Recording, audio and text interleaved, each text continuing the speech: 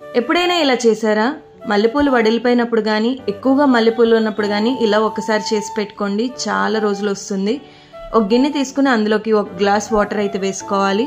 వేసుకుని నీళ్లు బాగా మరిగిన తర్వాత ఇందులోకి ఒక పచ్చికర్పూరం బిళ్ళ వేసుకోవాలి.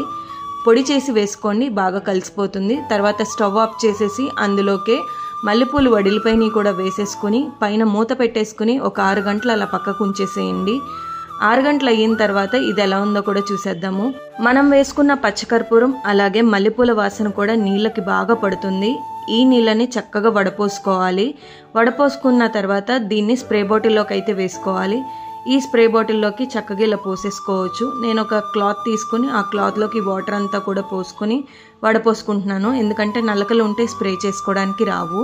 కాబట్టి ఇలా వడపోసేసుకున్న తర్వాత ఆ నీటిని చక్కగా ఇలా స్ప్రే బాటిల్లో వేసేసుకోండి.